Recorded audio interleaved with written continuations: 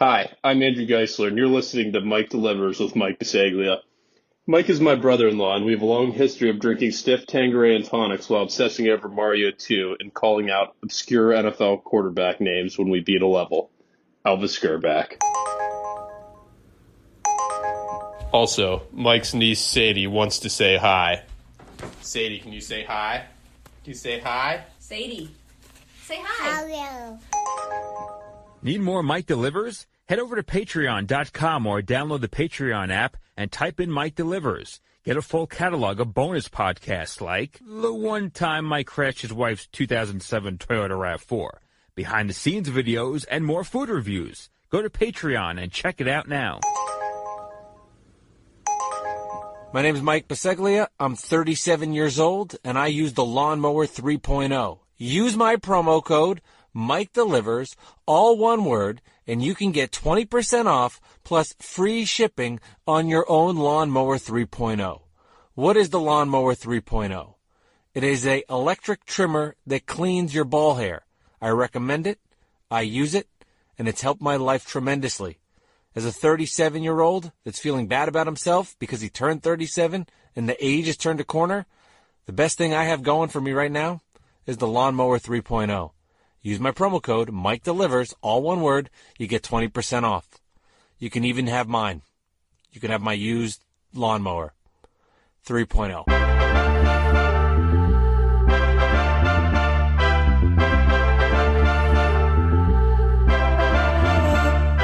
Welcome inside Mike Delivers from his wife's 2017 Toyota RAV4. Here's your host, Mike Bisaglia. That's right, this is Mike Delivers, episode number 89, and I'm your host, Mike Bisaglia, and I'm coming to you from my bedroom/office in Bloomfield, New Jersey. I've done 1,147 deliveries, and I have not, will not, and will never steal food from anybody. This podcast can be found where all major podcasts are found, Stitcher, Spotify, and of course, Apple Podcasts. Go ahead, leave a comment, leave a 5-star rating. You leave a comment, I'll sing that comment on a future episode of the Mike Delivers podcast.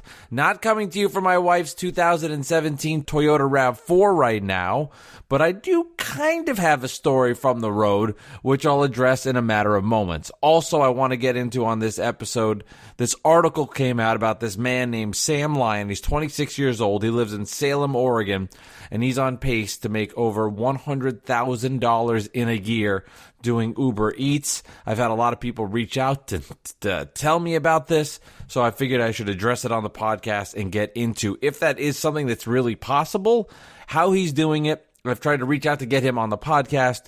No luck yet, but we'll talk about that in a second. Don't forget, go to the Mike Delivers Patreon page, patreon.com, or on the apps, on your phone, your fancy-dancy phone. Just type in Patreon. Download it, type in Mike Delivers. There you have a bonus featured content of this podcast, video podcast, extra podcast a week, bonus food reviews, blind food taste testings. It's $4 a month. Head on over there. All of that goes to contributions to help build the Mike Delivers podcast, because I just said episode 89. July 13th was the first episode of Mike Delivers. Oh, I shouldn't say Mike Delivers. That's not true. It was the first episode of my podcast, but it was Basketball Drives, and that was episode 1, which dropped on July 13th, 2019. So we are coming up on 1 year of podcasts, and it's got me reflecting on what a wild year it was. So crazy to think of all the deliveries, stories, guests, food reviews that has happened in just under a year, because it feels like now I've been doing this podcast for more than a year, considering all the great connections I've made, all the great stories. It doesn't feel like it's a 1-year anniversary. It feels like it should be something like a 5-year anniversary. Just crazy. Question I put on my Facebook page this past week was worst 4th of July side dish. I'll answer that question at the end of the podcast as well. Shout out to the O'Brien Creative Group. They're the guys that made my amazing looking logo. I highly recommend them. If you're looking for somebody to do your logo, head over to my show notes. You can find a link to the O'Brien Creative Group. Tons and tons of support from them for my podcast beyond the logo. They've done a great job with my brand identity, and I could not I feel like this podcast would not be the same without the O'Brien Creative Group. They definitely have their fingerprints all over this as we go into one year. Social media, I said my question about the July 4th holidays, that was on Facebook. You can find me on Twitter, Facebook, Instagram, Mike Delivers Pod. All three platforms there, or email me, MikeDeliversPod@gmail.com, if you have any questions, food recommendations. I always like to hear them, and I like to hear from you guys. So in a matter of moments, I'll get to my interview with Juwann Winfree. He is a member of the Denver Broncos, a wide receiver for them. Cool, too, is he tells me a story about DoorDash, and not DoorDash being delivered to him. He was a DoorDash driver while a member of the Denver Broncos. Yes, a professional football player is doing DoorDash at the same time. We'll talk about that. I learned that. That was pretty cool and surprising, because you think professional athlete, you think a professional guy in the NFL, not minor leagues or in college. He is in the NFL, and he needed to do this. So we'll talk about that in just a matter of moments. Let me talk about my 1,000th delivery. So I never really addressed this, I guess, and it was kind of weird because when we were leading up to number 1,000 before the pandemic, I really wanted to make a big deal out of it. I wanted to, have the pomp and circumstances with the 1,000th delivery. And I think right before the pandemic struck and right before I got sick, I was at like 983 deliveries. So it was the worst possible time in that aspect of, I can't get on the road. And then at the same time, even when I can, there's nothing we can do to celebrate number 1,000 because we're all kind of stuck in this weird time of our lives. And I don't want to do anything to celebrate 1,000 because, quite frankly, it's not that important considering everything else that is happening.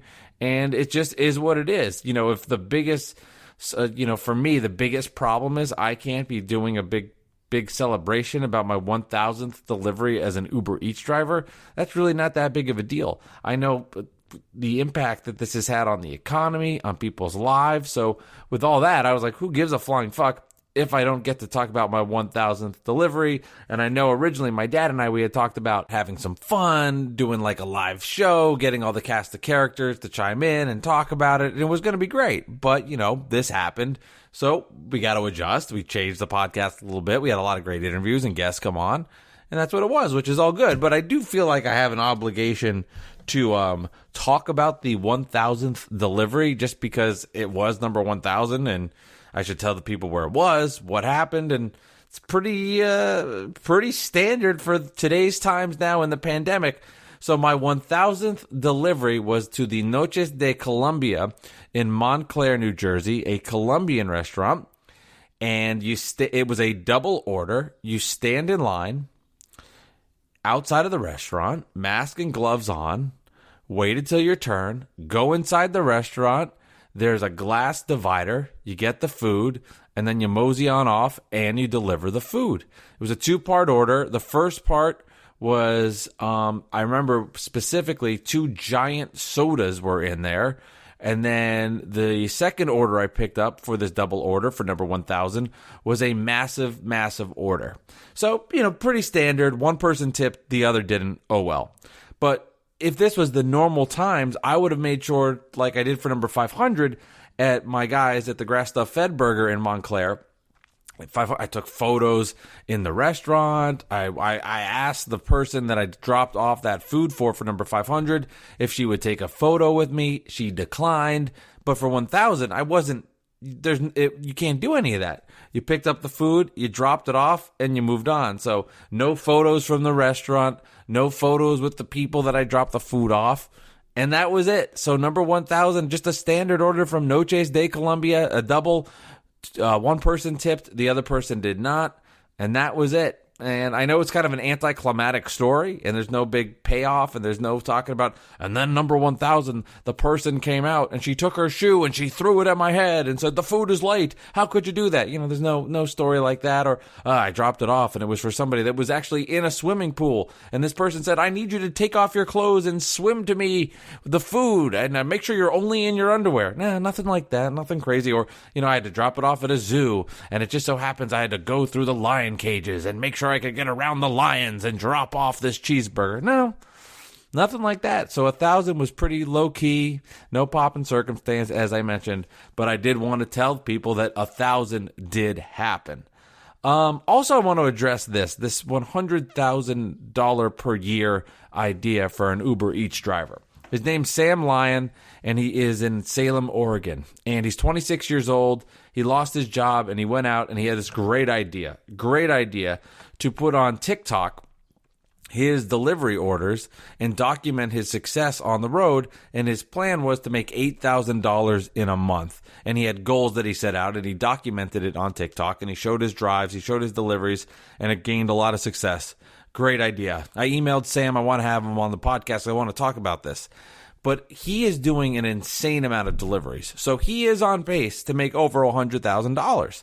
But he is also on pace to work 12 hours a day, 7 days a week. Basically, if he's going to make more than 100 G's, he's just not taking time off. He's just working all the time. And I'm a big proponent of working a lot and working hard. I feel like it's just in my nature, and that's how I'm driven, and that's how I work. So I understand that aspect of it. But you have to remember, if you're going to work like this, you don't have any time off. You are constantly in the car. The mileage that you're putting on the car and the amount of gas that you're spending. So it is possible to get to $100,000, but it's just an unreasonable amount of work, like in an unreasonable amount. I also do think in my area, it caps you at 60 hours a week. So for him, he's doing 7 times 12, which is more than 60 hours a week. It's a lot more than 60 hours. Let's do the quick math on the calculator. 7 times 12 equals 84. So that's 84 hours a week, which is basically having two full-time jobs. Although, let's be honest, like 40 hours a week is the ideal, but it's probably people are doing more than that in their day job. But I do think it's cool, as much as I just said that and how unrealistic it really is to make 100 G's because of how much time and effort you would have to put in. I do think it's really cool, though, that you have the capability that if that's the lifestyle you want to live, you can do it. If you're okay with never having time off, or maybe once a month you take a day for yourself, if you're okay with that, you can put the money in. So there could be a balance, right? Where you say, okay, I'm going to put in a ton of time and effort. Maybe I'm not going to go as balls to the wall as Sam is and be on the pace for 100 G's, but maybe I put in 60 hours a week, okay? Something a lot of work, but that is unreasonable. And then you're making 60 to 70 grand. Now, that's not taxed, so taxes are going to come out, and you're going to spend a lot of money on gas, although the gas prices are really good right now. So this is like a good time to take advantage of that. You can go out there and you can have that kind of success. It is an option. I think there's like this stigma out there, like you're a delivery driver. What kind of full-time money could you make? You could make that kind of cash. I mean, it is possible. I mean, it adds up. It's wild because it's such a simple task. But if you do enough of these over a course of amount of time, all of a sudden you've got a ton of money in your account. And I love that aspect of it, that you could go out there and put in and get all of that out of it. Also a double part of that too is when you're done, he doesn't have to take his work home with him. Now, he was doing this TikTok videos that I'm sure a lot of which had to have some production and work to build his brand about what he was doing to spread awareness of his idea. But once the orders are done, you don't have to bring it home with you. Now, like any other job, even if you don't take your job home, let's say you work at a gas station or you work at a supermarket, you might still dwell and think about something that happened to you at work that day that's bothering you. But once you go home, maybe those are bad examples because you do have work when you go back. I've never worked in those professions, so I don't know. But if you go home, You're done. You turn off your brain and you say, that's it. I'm good for the day. I don't have to worry about it. And the other nice part about being an Uber Eats driver is that you're your own boss. You report to you. So if something doesn't go right, if something goes well, you don't have to tell somebody and report to them about what happened. You know, there's an Uber Eats hotline available and customer service when shit happens and you need their help. But for the most part, you're your boss. So if something was good, something was bad, you just report it to you and you move along and you move your day along. So it's kind of interesting for Sam, who lost his job, and what he's been able to do to turn it around and have this kind of success is fascinating. So I sent him an email.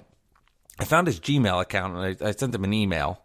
And I don't feel bad saying that because it's on his social media account. He just has it there. I'm not like revealing anything. He didn't get back to me. I don't know if he will. I'll reach out again. But if he's working 12 hours a day, every day, like when will he even have time to record a podcast? I mean, like, let me find some time. When you're probably done with the day, you must be burned out. You have to be completely exhausted. So if we can find a 30-minute pocket, I'd love to do it. Hopefully I can. But we'll see what happens. I'll follow up again, but I'm not surprised I haven't heard back from him yet, considering he's always working and probably now getting bombarded with requests. And if you're going to take a request, that's less time for you. And when you're working 84 hours a week, his time obviously is very valuable, and when he is not working. All right, interview time now. Broncos wide receiver Juwann Winfree. Juwann grew up around where I did in New Jersey. He's now a member of the Denver Broncos, and it turns out he was a DoorDash driver himself. Here's my conversation with Juwann. How has everything been for you? I know it's been a wild couple of months. You healthy? Your family healthy? How's everybody doing? Everybody's doing great, man. It's been a tough time. You know, tough time with people in work, tough time with us in work, everything. But, I mean, in total, it'll all make us better. You know, it's something that we all have to learn from as a country moving forward. And, I'm just trying to keep my head down, stay focused, because it's easy to get distracted during this time. Easy to just drift away from, you know, the main purpose with all these distractions going on. So, you know, I'm just trying to stay down because it should be a big year for me. Yeah, no, absolutely. And exciting stuff for you coming on the field. With all of that said as a backdrop, let's talk about pre-pandemic, where obviously this is a whole different world, but were you using like a Uber Eats or a DoorDash or any of those third-party apps to get food to your house? Yeah, definitely. That's funny because when this stuff happened, I kind of was like, man, I don't know how I'm going to be getting paid. I mean, I saved up money, from the season and stuff, but I mean, I don't know how. Before the OTA talk started happening, like, I don't know where I'm gonna get some money from. So I was like, you know what? I might try to sign up for DoorDash. So I signed up for DoorDash for a week, did it like 3 days, like delivering people's food. So that's the company I use, DoorDash. It was pretty funny, delivering it. So 2 people recognized me dropping off food. It's pretty funny, but little change. Did it for some small change just to, see what it's like. Yeah, no, I completely understand. And it's funny because, like, I've been a CBS producer for 8 years, and I was just like, I didn't want to do something. I wanted to get a second job, but I did not want to have a schedule. I did not want to have a boss. I didn't want to have to, worry about coming in and exactly. meeting somebody. So it was just kind of nice when I was like, you know what? I've got a free evening. Let's see where it can take me. Did you what was your experience like the 3 days that you did it? It was pretty cool. I mean, a lot of driving, but I mean, I don't mind driving. I like driving and listening to music, so I didn't really mind it too much. I definitely feel if I wasn't playing football and didn't have a job at the moment, I definitely would do that to start it off. I'd do that all day, 10 hours probably going, because I feel you could probably make some good money along from the gas that you're gonna have to spend. But it's definitely a way to get some money in your pockets just for driving, man. Yeah, it is, and I enjoyed it. Like I almost, it becomes like a game. You see the money go up. You're like, I'm at $7. I'm at $14.02. Yep. And all of a sudden you see your money counting up, and you almost get like competitive with yourself to try to outdo what you did the day before. Yeah, exactly. That's exactly how it is. Did you learn about any restaurants you had no idea about from doing this, and you were like, this might be a fun place to try? Let's see. Not necessarily. I don't think so. How about then using the app and getting places delivered to yourself? Are there spots or or restaurants in the Denver area you enjoy getting back to your house? Yes. Definitely. I love Modern Market Eatery. I don't know if you know what that is, but that's a spot, pretty healthy food, good protein, carbs. Like I get my favorite things like steak. I get the steak, strips of steak, small strips of steak with macaroni, and then it's roasted veggies.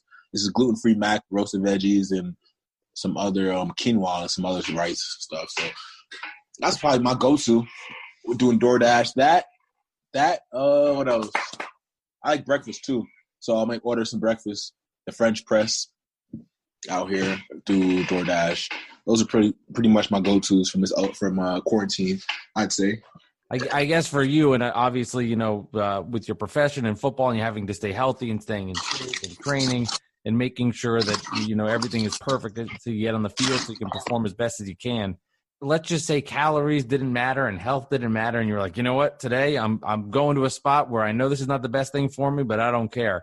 Were there some other spots, maybe not the healthiest of choices, but that you would love to get from? Oh, definitely. Number one cheat. Yeah, that's the way to word it. See, me, I've started to drift away, like I say within this last year, and I want to get my diet better. So I try to drift away from as much fried foods and stuff like that. So my cheat nowadays is more so sugar stuff. So my cheat is Crumble Cookies, a spot out here. They make big cookies, and I'm a cookie guy. I love cookies. So some days, man, I can't help myself and end up there. But those are probably that, and maybe Panda Express, but I don't eat Panda as much anymore. My wife and I, when I do this podcast, we have some episodes where, like, obviously we're doing an interview now, we're chatting, and I tell the stories from the road. The other thing that we like to do is I have the Uber Eats food delivered to me, and then, like, we kind of rate the experience. And as a driver, I found the other day that there was a Panda Express, and I got super excited. I haven't had it in years. Was that something you liked when you were younger? Oh, yeah. It's funny because we didn't have many Panda Express growing up in my city, like around Inglewood, New Jersey, or just North Jersey in general. We kind of just went to, like, regular general Chinese stores. Right. And then I didn't get exposed to Panda Express until my freshman year of college at the University of Maryland. And we had that I had that here in Colorado too, but in Maryland, that was my first time we had it in the student union area where they have just different restaurants and stuff for us. And that's when I was first exposed to it. And at that point, man, it was every week. Every week I was getting Panda. Started gaining some weight. By springtime, like, all right, I got to stop. I got to stop. I was there every week. It's funny because especially like for me in the quarantine, I've gotten better the last couple of weeks. I went on the scale and I looked at my face. And I was like, this is not me. I don't know what just happened. So I could see how that, the Panda Express, the heavy rice and noodles and all of the starch and carbs could get to you there. How about then University of Colorado? Were there some places that you found to be your go-to places while at school? Yeah, I'd say that's cool. I'd say Flower Child. Flower Child is pretty similar to the Modern Markets type style. So a lot of like vegan stuff, gluten-free, a lot of protein, and then a lot of carbs to go with it. So it's might be even a little healthier than Modern Markets. So that was definitely one of my go-tos. I still love it now. Was there something, maybe even now still, but like after you play a game, and I could only imagine the amount of energy that you're exerting on a Saturday and now on Sundays, and just the preparation and everything that gets involved to go play a game, and then you're out there expending so much energy on the field, running around, playing football basically. Is there a go-to craving that you have then over and you can finally let yourself relax a little bit? That's funny. Definitely. We'd have after wins, we'll have like some of the vets will take, it's voluntary, if you want to come, some of the vets treat us all out at a big steakhouse after we win our home games or away games too. So that was probably not going to do it as much this year, but I loved it. Getting big steaks, the lobster mac, asparagus.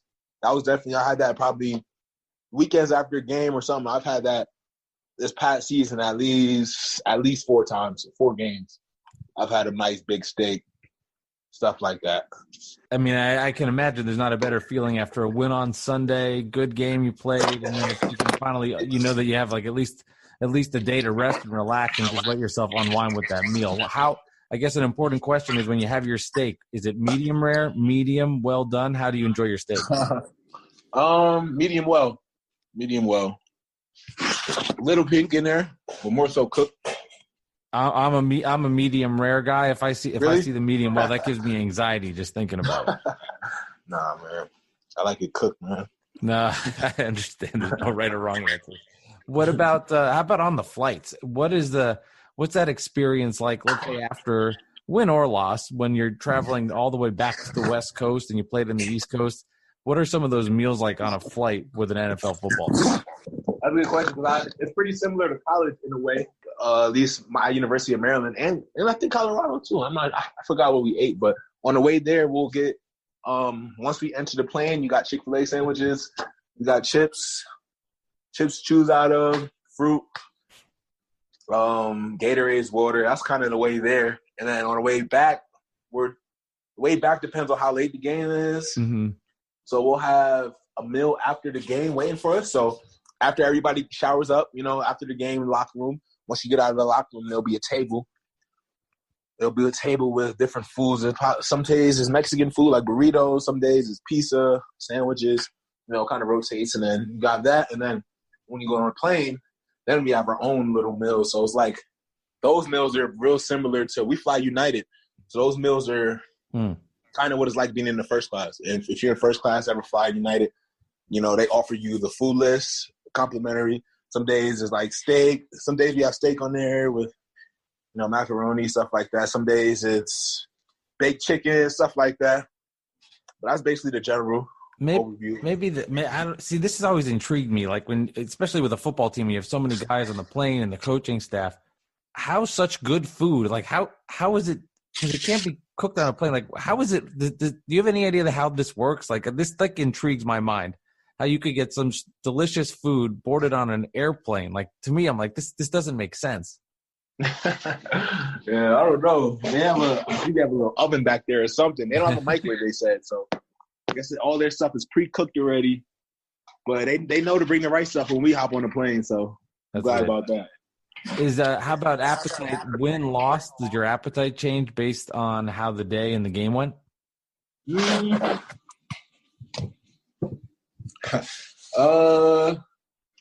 I'm more, I wouldn't say appetite, no, but I'm more rewarded myself depending on like a huge game or not. Right. Like whether to have, maybe I might have some candy, on the plane, depending on how well I played. Just little stuff like that in my head that I think about. But for the most part, this year I'm going to try not to be eating the candy as much on the way back and just stuff like that. I'm trying to stay away from that. Any teammates that have exposed you to a food or a cuisine or something that you had never tried before, but somebody got you to say, like, let's take a chance, we're in this city or something like that? That's a good question. Let me see. Or also, too, are there any teammates and you saw them trying something, you were like, oh, my God, what are you having? I'd say the tacos more so. Some of my teammates, a lot of my teammates like tacos as much. I wasn't a big Mexican food guy before coming out to Colorado. And even I'd say even this past year has probably been the most I've had Mexican food in my entire life. So I definitely say Mexican food. I have some teammates who love that. And then real quickly, back to just a couple Uber Eats questions. This is a big debate on my podcast. When food comes to your house, say, when you whatever app you're using, and it comes to you, will you reheat the food, or do you just let it sit as is, or do you need to get it hot and back to a temperature where it's like what it would be like at the restaurant? Depends on what it is. Some stuff needs to be like super warm, but for the most part, I just eat it right out. I'm usually starving, waiting. I usually order late, so I'm usually starving, waiting for it to come. So by the time it comes, I just eat it all up. Sometimes if it's like something that can get soggy, I may heat it up and put it in the oven a little bit, get it back. But for the most part, I'm eating it right away. Yeah, that's the big control thing. Like I always have to heat it up. I hate if it's too cold, but then it's like the food's here, it drives you crazy. How about tipping the drivers? What's your etiquette? I'm not. This is the question I get. This is the one I'm thinking about. So I'm listening here. I always tip the guy through the apps, but I mean, I'm not gonna lie. I'm not the biggest tipper. I'm not the biggest tipper right now. I do appreciate, somebody who's urgent, on time. I may tip you a little more, but I'm not gonna lie. I'm not the hugest tip guy yet. Maybe when I get a little bit more money in my account, I'll be tipping a little bit more, but I'm always gonna tip somebody regardless.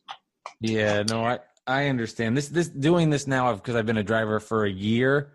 I've gotten a little better at tipping. I was a terrible tipper beforehand, but now as the driver, and I went out of my way, did great service. I got you the food on time, and then there's no tip. I'm like ready to pull my hair out. I'm like, well, what am I doing here for you? Oh, I know that feeling. Yeah, that always drives me crazy. Well, one last question for you, because I know you grew up in the New Jersey area. Is there big changes like food-wise that you noticed in New Jersey and then in Colorado? Hell yeah, man. Hell yeah. This food out here does not compare one bit to the food on the East Coast, man. I'll tell you that.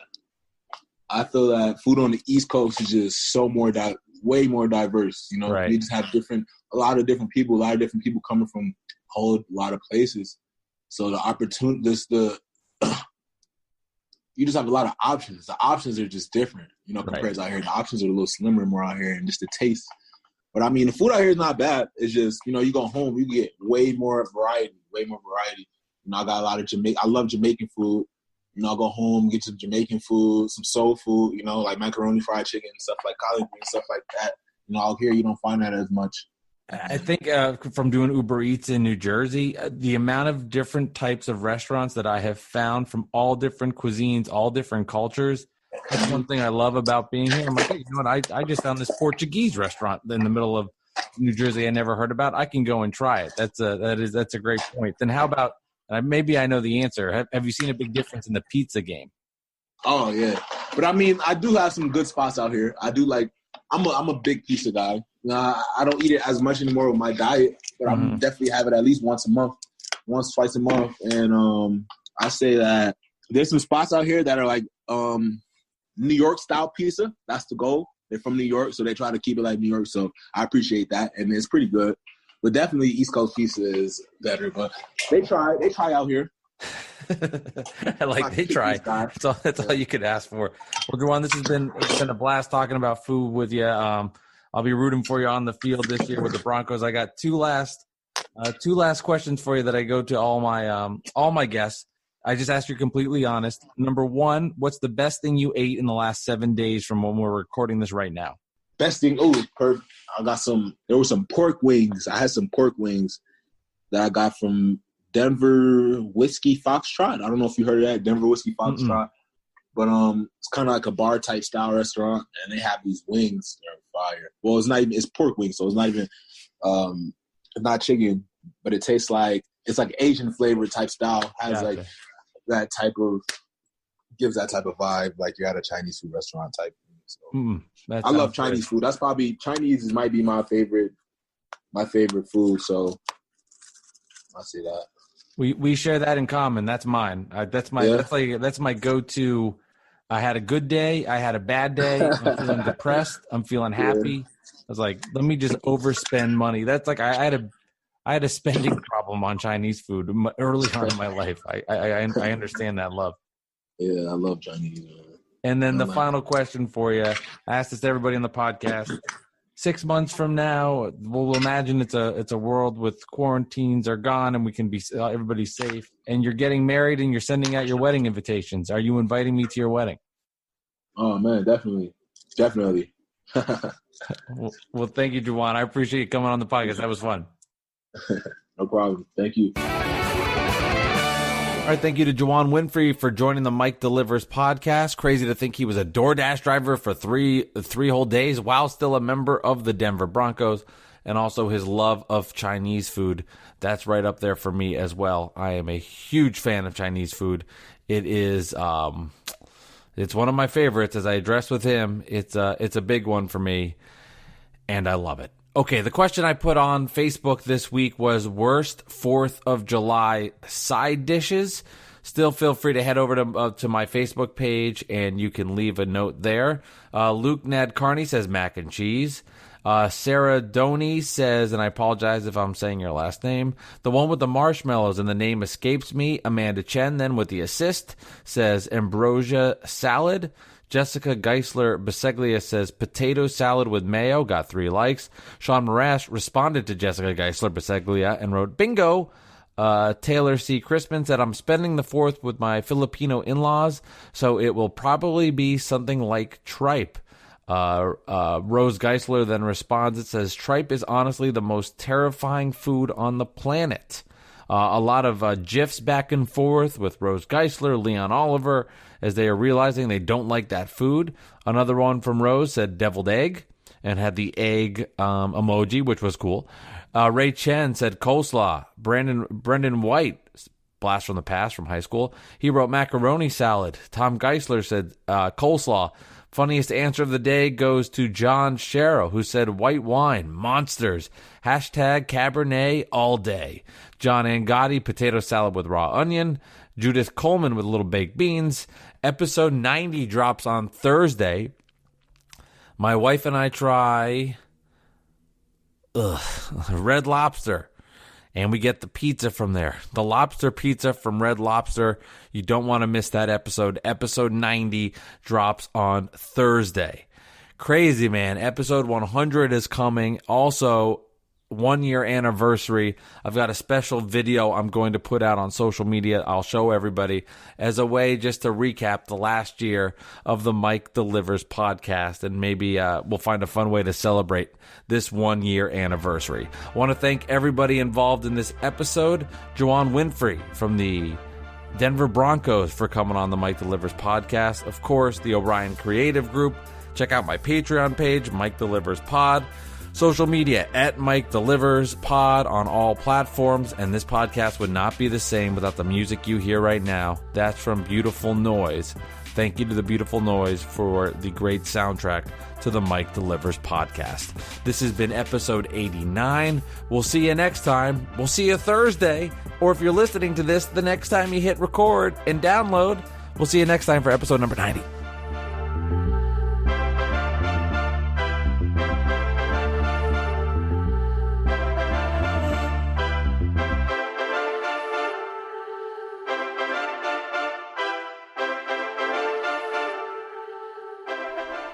It's you and me moving at the speed of light into eternity. Tonight is the night you join me in the middle of ecstasy. Feel the melody and the rhythm of the music around you, around you. I'ma take you there, I'ma take you there. So don't be scared, I'm right here, baby.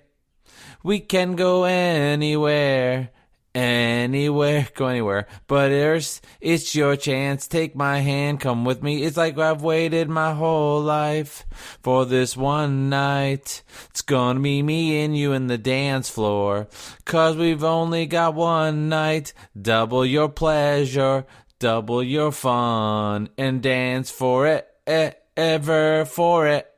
Ever, for it, ever, forever, for it, ever, for it, ever, for it, ever, forever on the dance floor.